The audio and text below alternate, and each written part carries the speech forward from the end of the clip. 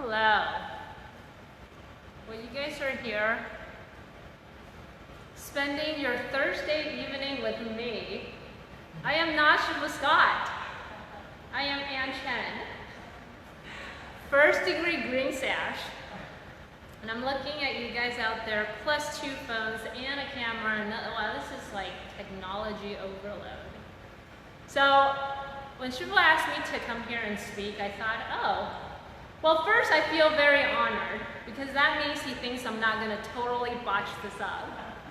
But I also thought, what am I going to talk about? It's not going to be anything like deep or philosophical or about any books, although I can say a lot about these current books I'm reading, but that's for later. So I thought I'll just talk about my practice, because you guys are all students, and you probably have experienced many of the same things that I did.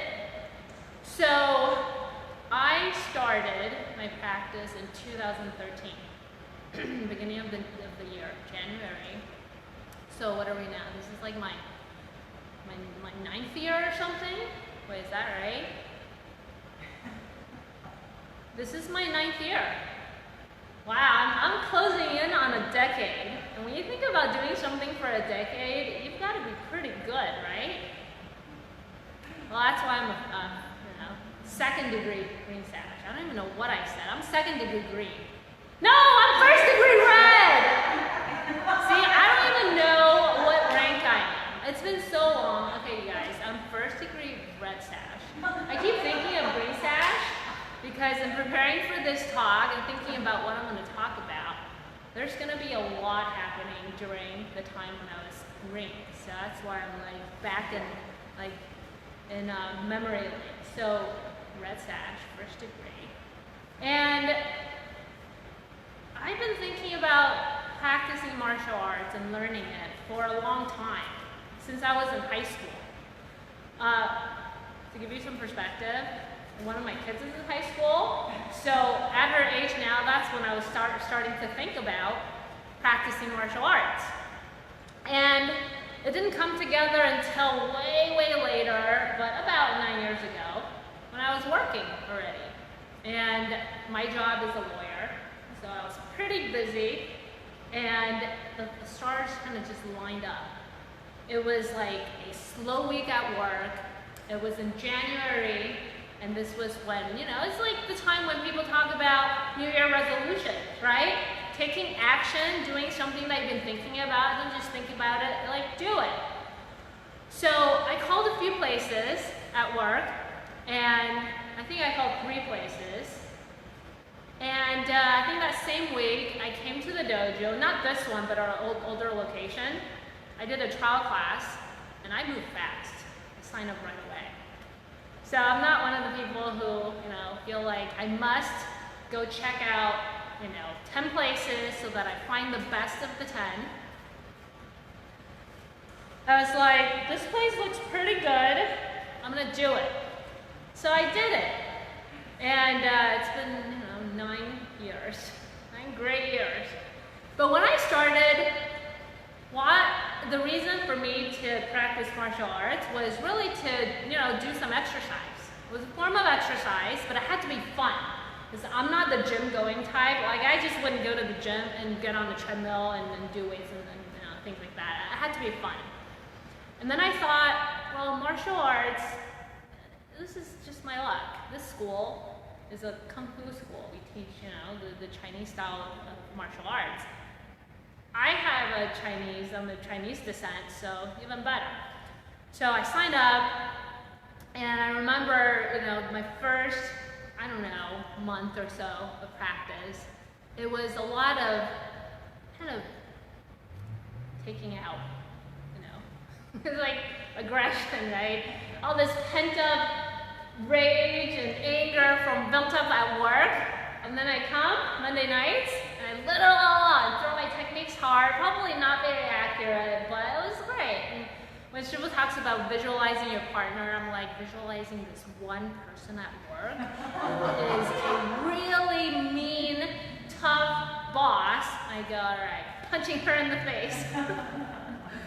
So that was how my practice started. So it was fun, it was a good exercise I was getting once a week. And it gave me some balance compared to what I was doing at work. And then after a while, so on Mondays, the schedule used to be, you have adult class, and then you have the intermediate class, which I think now we changed it to advanced class. And after a while, after I did the adult class, I thought, I'm only here once a week. This is really not, I'm not getting the best out of the tuition that I'm paying. I gotta come more.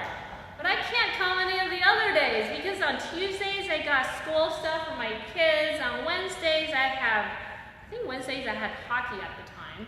And then Thursday was ballet or something. And then anyway, so Monday was the only time. And then I thought, well, there's a second class on Mondays, and I'm already here. I should just do 2 classes and double my practice time in a week. But of course, I was like, a brand new student, 1 or 2 months in, and the advanced class is only for students who are yellow sash and above. I kind of knew that in theory, but that didn't stop me from going to Super Scott and asking, so, sir, I only have Mondays free because this and that. And there's no second class on Mondays. Is it okay if I stay and just, do the other class as well? And his answer was just, no. That's only for yellow sash and above. You gotta be patient. So I thought, okay, I'll come back in a month and I'll ask him again. So luckily I didn't have to put myself in that awkward position again, because I think it was that April when we started having day classes. So somehow I was able to sneak out of work during the middle of the day, drive here, do class, and drive back and go back to work all sweaty. So I got my additional practice in that way. But here's the first lesson. And you guys hear this, right? 5 ways of becoming great at martial arts. First way? Patience. So it's not about whether I was good enough to, hold my own with the other yellow sashes. It wasn't about what my schedule is like in the rest of my life. You just got to be patient. And the other lesson there is also the perseverance, right? Because I can tell you, if you're here, and if you're only coming once a week, if that's the best you can do, okay, but it's just not enough. It's not enough, repetition, unless you're practicing hard at home, right? Once a week is not enough. And I would say that, actually, Tanya, that thing, is that a problem? It went to the lock, mode. So, once a week is not enough. And if you're coming 7 days a week, great, but maybe that's a little too much, because I'm sure you have other parts of your life that you have to attend to, right? But, 2, 3, 4 times out of the week, that's great. So anyway, that was kind of my first half year of my practice when, I kind of asked my first impertinent question of Shifu if I wanted to join the advanced class when I was 2 months into as a student. So I would say the next kind of turning point is when I was a yellow sash. And we were invited to kind of learn how to black coat. And black coating is when you put on this very warm jacket. It was very stiff to start. It's a little softer now, but it's hot. I didn't do anything and I'm sweating. It's an oven. But basically you're in class, and you're helping out, whether it's a kids class, not so much Tai Chi because, the structure of the class is already kind of half the students are teaching the other half. But you're black coating in adult class. And that kind of coincided with the first retreat that I went to. And that was the retreat in Michigan. Because at the time, we haven't started our retreat here yet. So a handful of us, we flew to Michigan. We drove in a car with Shifu Scott from the airport to the location. Beautiful place, but hours away. and we got to meet all the students from the Michigan schools. And there are more students, and there are also more senior. So it really taught me a few things. One is the etiquette. We really need to do better with the etiquette here. But when you're among students who've been practicing for over 10, 20 years, you can just like imbue it from being close to them. It's the etiquette. Yeah, it happened again. I don't know if that matters. So the bowing, we walk past each other during retreat, whether it's like, past the mess hall or in the woods or whatever, we bow, right? And there's just this heightened sense of deference that I think we were able to kind of bring back here.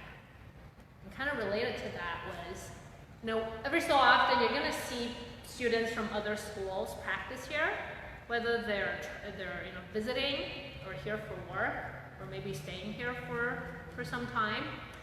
And I remember one of the earlier students who did that, I forgot her name, but she was a Green Sage at the time, a little younger, but she was really good. I mean, when I was, Yellow Sash, I was like, wow, he's good. And in class, she would do this thing that, was just unique because no one else was doing it.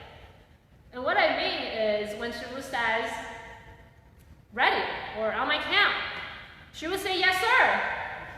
What a concept. So you guys know to do that. But at the time when I was a student at Yellow Sash, we were quiet. We don't say anything. And it was a Shifu who first told us, when I say on my count, you guys should say yes, sir. No, we learned from watching the senior student at the time. And I bet she didn't feel awkward being the only person saying yes, sir, because that's how she, learned the etiquette in Michigan. And so if you're here in class and you're the only one who knows that's what we should do as part of our etiquette, I hope you're feeling comfortable and not awkward about the only person doing it. And in fact, I would do it even louder, so, as a way to kind of suggest to people, well, that's what we do here. So, being kind of more senior, with that Yellow Sash, and also attending the retreat in Michigan, what it taught me is I'm not just a student here to learn. I'm also here kind of to be a model, right? And to teach other people. Not necessarily to be up here and lead a class, but to lead by example, right? Whether it's the etiquette that I'm demonstrating, or it's talking to new students or intros when they're here, just to say hi to them so that they feel like part of the school. And also you get to do the soji, because if you're a white sash or no sash, you don't have the privilege. So that was really a turning point. And I would say that the next one probably is, well, let me jump to the good stuff. When I got injured. So I broke my ACL. It wasn't from practice here, it was skiing. And this was in, my fourth year into my practice. And I was pretty devastated. Not so much with having to go through the surgery, but it was because I knew that I had to take time away from practice. I remember, and this is before martial arts, I was playing roller hockey, and this is at the Mar Vista Rec Center, there's a roller rink. I was on the roller hockey team, and I crashed in the boards in a weird angle, and I actually kind of had a hairline fracture. And when I went to see the doctor, it wasn't the pain, the pain kind of didn't bother me, but I broke out in tears when he said I couldn't play for 2 months. So imagine my pain, emotional pain, when I found out that the recovery for an ACL surgery is, 8 months to a year. So anyway, I was devastated. So I went through surgery. It was in April 2017. So that was more than 4 years ago now. So I had surgery, and then I was on crutches for a week. I was in this brace, but I came back. After 1 week, I couldn't stay away. So here I was on crutches. And I think the first thing I did was I watched like someone's yellow sash test, which was great. So I was just sitting, not doing anything, but feeling like, when am I going to be able to move again? But after a week, I literally was back in class. But don't worry, I wasn't crazy. I wasn't in Kung Fu class. I went back to Tai Chi. And Tai Chi is good because we move slowly, right? So there's a lot that I can do to change what I do in practice. So even though it's 1 week out of surgery, this really applies to anyone who has an injury and is practicing with an injury. So if you're disciplined here, you don't have to stay away. You can still be here and do a lot. So in Tai Chi, I was basically, not pivoting on the bad leg or not putting as much weight on the bad leg, but, I can do everything with my arms. I can learn, with my head, and I can help, teach students if I were the senior student. So that was kind of my, not so much slow, my very fast return to practice after my surgery. And then shortly after that, I think we had our our second retreat. It's in Malibu. So I went. I was off my crutch at the time, but I had my knee brace on. I actually participated in some drills, but in a very modified way. But I gotta tell you, even if you're not, suffering from an injury, just being at retreat, it lifts you, right? If we talk about being in class and trying to be the better or the best version or best versions of ourselves, when we go to retreat, it's like your super, ultra, uber best version of yourselves because, we're all there doing nothing but practicing with like-minded people in a beautiful place and with a lot of time to meditate. This is, it's a good environment, right? And so I feel like it really helped me to heal emotionally, even though I wasn't doing much of the physical stuff, although I did break a piece of wood. Not from a kick. It's probably like a palm strike or elbow strike or something. Yeah, talking about practicing with an injury. If you haven't experienced it, I know some of you have, but if you haven't experienced it, I can guarantee you it's going to happen sometime.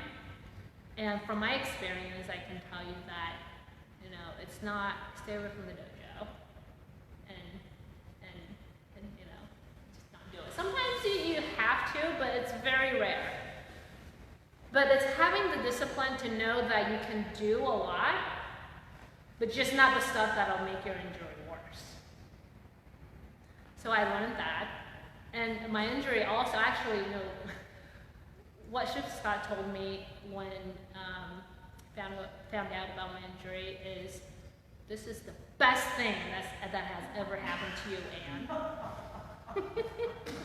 And despite his conviction and how he said it, I was looking at him like, yes, sir, outwardly, but inwardly, I was like, he's crazy. I'm spending money on the surgery. I can't move around, I can't drive.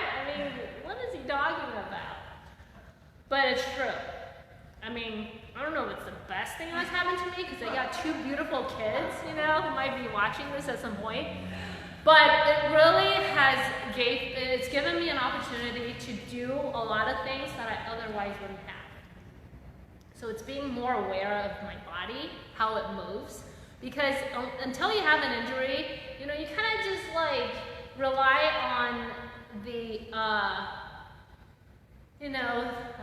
the robustness of your body, right? And thinking, this muscle or this joint or this tendon, it's fine, I can take it. But then you have the wear, right, that builds up. So this is allowing me to really pay more attention to how I move my body and trying not to stress it so that I can be safer and practice longer, right, without injury. And the other thing that it also gave me an opportunity to do more is on the black hooding side. So I wasn't doing Kung Fu, but I was black hooding a lot of classes because I felt like, on the one hand, I wanted the atmosphere, I wanted the community around me while I was recovering from my injury. On the other hand, I felt, well, I can still be helpful. So I put on my black hood, I showed up to the Kung Fu classes, but I wasn't very mobile. And I was also a little bit concerned about, we talk about stomp kicks, right? With my knee in the state that it was in, it wouldn't take much for someone to basically re-injure it. And so I tied a band around my bad knee so that, if someone is doing that and you look at them going around, not to touch that limb. So that's what I did. And, going around and holding mitts for people, moving not that quickly, but I was still there, right? And I was using my voice and using my presence to kind of help people and be part of the class. So I think without the attention that I otherwise would be putting on kind of working on the techniques myself, I had a lot of time to really focus on, well, how can I be the best black hood that I can be?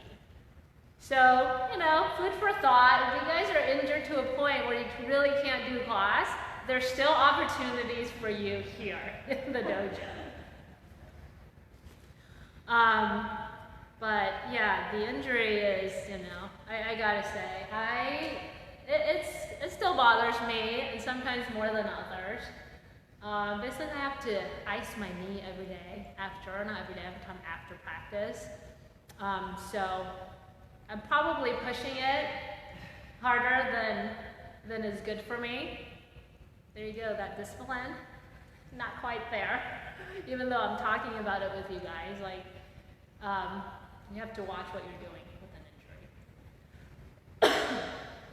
So, what else about my practice? Another time in retreat, and this is again in Michigan. There are these woods, these rows of trees, and I don't know, they're about 6 feet apart. And that's one of the sites where we do our drills. And I remember one retreat, we were given 2 sticks. Like those sticks, but not as steps. So it's a little lighter, like the kid sticks, if you've ever seen them. So we were given 2 sticks, and basically we would run up and down the rows of trees and strike at the trunks. So, I'm talking about if you have to take out aggression, right? You're just whacking at the trees. You stab it, and then you can do a spinning, strike or something. But that's kind of where something clicked. If you want to talk about another inflection point, something else clicked when we did that drill that I think if you guys can kind of get it sooner than later, it'll be great. And that is putting the emotion into what you do. And Shifu talks about emotional content, right? So I'm pretty good with when I say pretty good, I mean I think my default is I have this poker face. And people can't really tell what I'm thinking.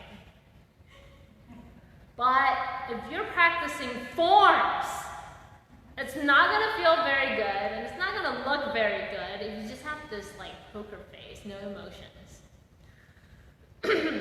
So the first time that I saw first form done the way that it should be was at Michigan Retreat, and it was our very own Doug Honan who was demonstrating first form. And it was at the lake, because that's another site at the retreat. It's in front of this lake. And there's some kiais that are in the forms. You haven't done that yet, you know where they are, right? And his kiai just reverberated like across the lake. It was amazing.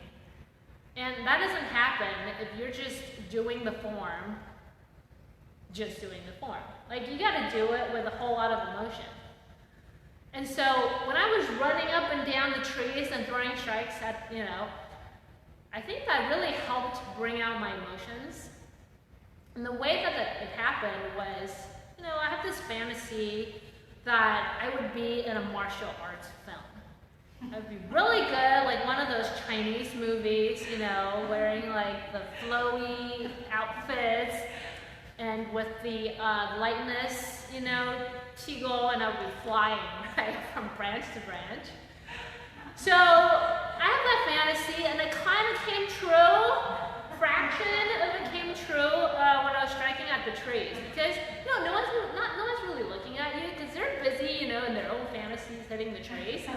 But I was literally like hitting the trees like I'm so good, and there was this like point where I did a multiple attacker thing, where I like kicked one trunk and I hit the other one at the same time, and I was like, okay, this is how I got to do my first form. So when you guys practice forms, you got to find some way to put emotion into it.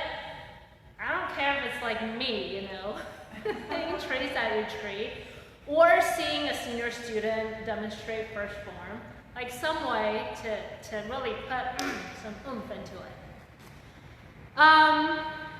Wait, what time do we start? Yeah, so we better wrap this up, right?